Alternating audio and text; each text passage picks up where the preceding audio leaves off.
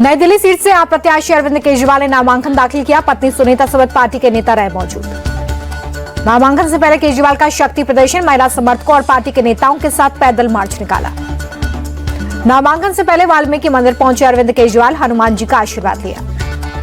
नई दिल्ली सीट से बीजेपी उम्मीदवार प्रवेश वर्मा ने भी नामांकन दाखिल किया है। अरविंद केजरीवाल से टक्कर, पर्चा भरने के बाद बोले प्रवेश वर्मा, दिल्ली में बीजेपी की सरकार निश्चित रूप से बनेगी। नई दिल्ली सीट से बीजेपी प्रत्याशी प्रवेश वर्मा का भी शक्ति प्रदर्शन, रोड शो कर नामांकन करने पहुंचे। नॉमिनेशन से पहले वाल्मीकि मंदिर पहुंचे प्रवेश वर्मा, दर्शन कर लिया आशीर्वाद। मंदिर परिसर में महिलाओं को जूते बांटे। प्रवेश वर्मा के जूते बांटने पर एक्शन, जिला चुनाव अधिकारी ने पुलिस को एफआईआर दर्ज करने के निर्देश दिए। प्रवेश वर्मा के महिलाओं को जूते बांटने पर गरमाई सियासत, केजरीवाल बोले जूते देकर प्रवेश वर्मा ने लोगों का अपमान किया। कालकाजी विधानसभा सीट से बीजेपी उम्मीदवार रमेश बिधूड़ी ने भरा पर्चा, केंद्रीय मंत्री हरदीप सिंह पुरी रहे मौजूद। पर्चा भरने के बाद बोले रमेश बिधूड़ी, दिल्ली में सड़क और पानी की समस्या है। 5 फरवरी को दिल्ली आपदा मुक्त होगी, बीजेपी की सरकार बनेगी। केंद्रीय मंत्री हरदीप सिंह पुरी ने आप पर साधा निशाना, बोले 5 फरवरी को दिल्ली से आपदा की सफाई होगी। केजरीवाल की विश्वसनीयता कम हुई। बीजेपी प्रत्याशी रमेश बिधूड़ी ने नामांकन से पहले की पूजा अर्चना। कालकाजी सीट से सीएम आतिशी के खिलाफ लड़ रहे हैं चुनाव। करोलबाग से बीजेपी उम्मीदवार दुष्यंत गौतम के नामांकन में शामिल हुए हरियाणा के मुख्यमंत्री नायब सिंह सैनी। बीजेपी उम्मीदवार सतीश उपाध्याय ने दाखिल किया नॉमिनेशन। मालवीय नगर विधानसभा क्षेत्र से हैं बीजेपी प्रत्याशी। रोहिणी से बीजेपी प्रत्याशी विजेंद्र गुप्ता ने नामांकन से पहले अपने आवास पर हवन पूजन किया। केंद्रीय मंत्री मनोहर लाल खट्टर रहे मौजूद। दिल्ली चुनाव को लेकर बोले केंद्रीय मंत्री मनोहर लाल खट्टर, दिल्ली में इंडिया गठबंधन का कोई असर नहीं, बीजेपी की सरकार बनना तय।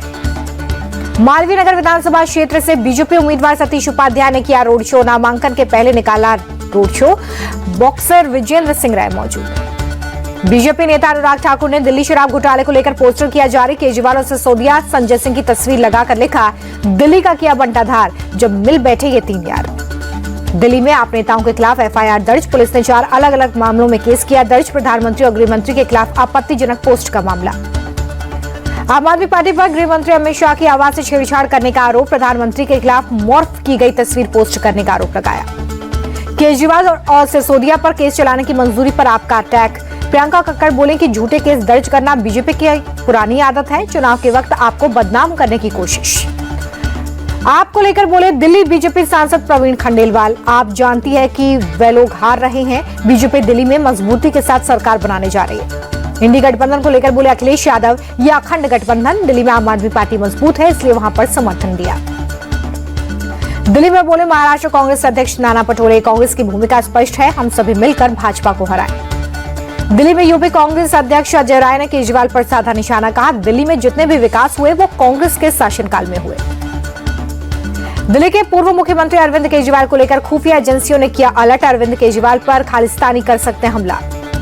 खुफिया एजेंसियों ने दिल्ली पुलिस के साथ साझा की जानकारी, अरविंद केजरीवाल को मिली है Z श्रेणी की सुरक्षा। खालिस्तानी हमले की खुफिया इनपुट पर बोले केजरीवाल, जाको रखे साइयां, मार सके ना कोई।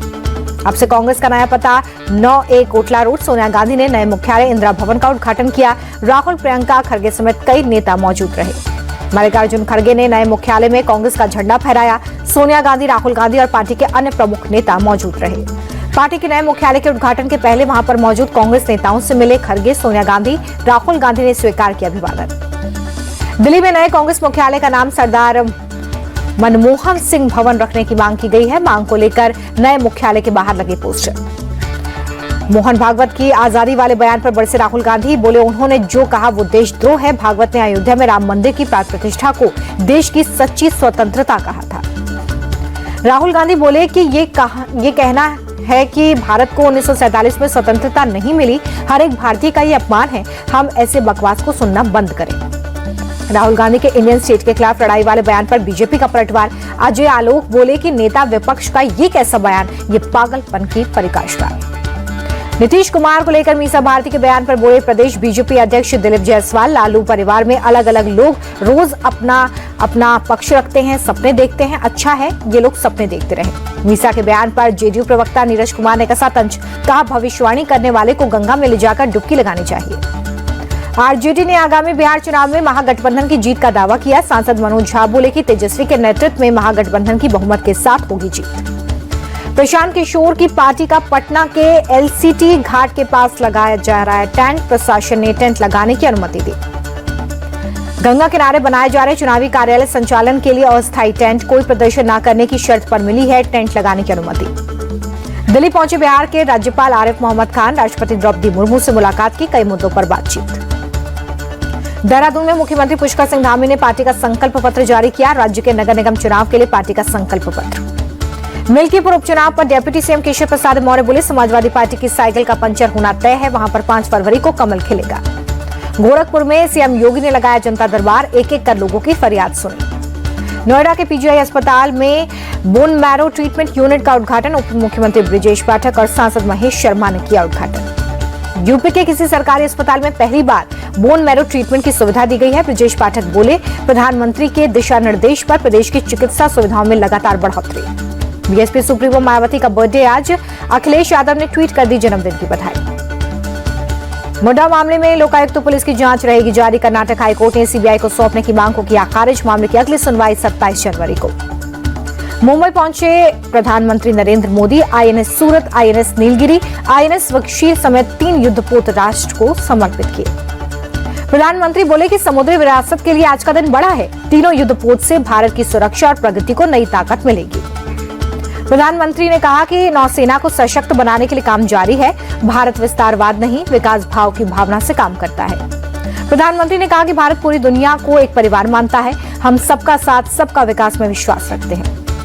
रक्षा मंत्री राजनाथ सिंह ने तीनों आईएनएस की कमीशनिंग को हिंद महासागर क्षेत्र में भारत की बढ़ती ताकत का प्रमाण बताया। बोले, तेजी से बदलते परिवेश में हिंद महासागर का महत्व बढ़ा। आईएनएस सूरत दुनिया के सबसे बड़े और सबसे प्रभावशाली विनाशकारी जहाजों में से एक है। एडवांस नेटवर्क और एडवांस वेपन सेंसर पैकेज से लैस है। INS Nilgiri P-17A stealth frigate परियोजना का पहला जहाज है। स्टिल्थ टेक्निक और लंबे समय तक समुद्र में रहने की क्षमता। P-75 scorpion project Kalvari class की छठी और आखिरी सबमरीन है आईएनएस बख्शीर, दुनिया की सबसे शांत और वर्सेटाइल डीजल इलेक्ट्रिक सबमरीन में से एक। मुंबई में नौसेना के जवानों ने पीएम मोदी को दिया गार्ड ऑफ ऑनर। जवानों से प्रधानमंत्री मिले। 77वां सेना दिवस आज पुणे में आर्मी डे की परेड हुई। सेना प्रमुख जनरल उपेंद्र द्विवेदी रहे मौजूद। मुंबई में इंजीनियरिंग ग्रुप और केंद्र में भव्य परेड हुई। सेना की दक्षिणी कमान के परेड में पहली बार एनसीसी की महिला विंग शामिल हुई। सेना दिवस परेड में आकर्षण का केंद्र बने रोबोटिक खच्चर, मार्चिंग रोबोटिक खच्चरों के एक समूह ने किया परेड। सेना दिवस पर राष्ट्रपति द्रौपदी मुर्मू ने भारतीय सेना को हार्दिक शुभकामनाएं दी। भारतीय सशस्त्र बलों की सर्वोच्च कमांडर है राष्ट्रपति। सेना दिवस पर रक्षा मंत्री राजनाथ सिंह ने जवानों और उनके परिवारों को दी बधाई। लिखा, भारतीय सेना अपने साहस, बहादुरी और बलिदान के लिए जानी जाती है। तेलंगाना में डबल मर्डर से हड़कंप मचा। पहाड़ी पर युवक और युवती की लाश मिली। बड़े पत्थर से कुचलकर की गई हत्या, मृतकों की हुई पहचान। इंडिगो एयरलाइंस के मुंबई गोवा फ्लाइट में मिली धमकी भरी लेटर के बाद एक्शन लिया गया है। अज्ञात शख्स के खिलाफ मामला दर्ज। मदुरई में शुरू हुआ जल्लीकट्टू उत्सव, बैल की चपेट में आकर कई लोग जख्मी। महाकुंभ के तीसरे दिन ड्रोन से भव्य तस्वीरें, त्रिवेणी संगम का दिखा विहंगम दृश्य। महाकुंभ के तीसरे दिन त्रिवेणी संगम पर श्रद्धालुओं का आना जारी। पहले 2 दिन में 5 करोड़ से ज्यादा श्रद्धालुओं ने आस्था की डुबकी लगाई। महाकुंभ के पहले अमृत स्नान की सफलता पर सीएम योगी ने जताई खुशी। लिखा, आस्था, समता, एकता और महासमागम महाकुंभ 2025 में सभी पूज्य संतगणों, कल्पवासियों और श्रद्धालुओं का हार्दिक अभिनंदन। महाकुंभ के पहले अमृत स्नान के बाद झूम उठे श्रद्धालु। भक्ति के रंग में सराबोर भक्त घाटों पर नाचते दिखे। महाकुंभ में संगम के घाट पर हुई भव्य आरती। भक्ति भाव से उतारी गई देवी गंगा की आरती। जगत गुरु स्वामी रामभद्राचार्य ने महाकुंभ की तैयारियों की तारीफ की। कहा, इतनी बड़ी भीड़ को नियंत्रित करने के लिए सरकार बहुत ही ज्यादा अच्छा काम कर रही है। लोक गायिका मालिनी अवस्थी ने महाकुंभ में सुरक्षा और सफाई की तारीफ की। कहा, संगम में स्नान करके मेरा जीवन सफल हो गया। मालिनी अवस्थी ने लोगों से की महाकुंभ में आने की अपील। कहा, ठहरने के लिए बहुत ही अच्छी व्यवस्था है। अयोध्या में उमड़ा श्रद्धालुओं का सैलाब। सरयू घाट पर भक्तों ने लगाई आस्था की डुबकी। वाराणसी में गंगा नदी के घाटों पर जबरदस्त चहल पहल। श्रद्धालुओं ने गंगा नदी में डुबकी लगाई। दिल्ली में आज मौसम का सबसे घना कोहरा। दिन के 11 बजे भी छाया कोहरा। कोहरे के कारण 54 ट्रेनें लेट। जम्मू कश्मीर के श्रीनगर में शीतलहर का सितम। डल झील की सतह पर जमी बर्फ। 16 जनवरी को ओपन होगा स्टैलियन इंडिया फ्लोरोकेमिकल्स का आईपीओ। 20 जनवरी तक बीटिंग कर सकेंगे निवेशक। Minimum investment 14,850। बैंकों में कैश की किल्लत। दिसंबर में बैंकिंग सिस्टम में नकदी की कमी 1.5 लाख करोड़ रुपए तक पहुंची। कैश की कमी से जमा पर ब्याज दर बढ़ा। डिपॉजिट में ब्याज दरें 7.50% तक पहुंची। कुछ बैंकों ने ज्यादा ब्याज वाली नई स्कीम की आखिरी तारीख बढ़ाई। एफडी की नई स्कीम भी लॉन्च। टैक्स चुकाने के लिए निकासी और विदेशी मुद्रा बाजार में आरबीआई के दखल से नकदी घटी। दिसंबर के पहले हफ्ते में बैंकों का कैश सरप्लस 1 लाख करोड़ रुपए था। वाणिज्य और उद्योग मंत्रालय ने थोक महंगाई दर के आंकड़े जारी किए हैं। दिसंबर में थोक महंगाई 2.37% बढ़ी।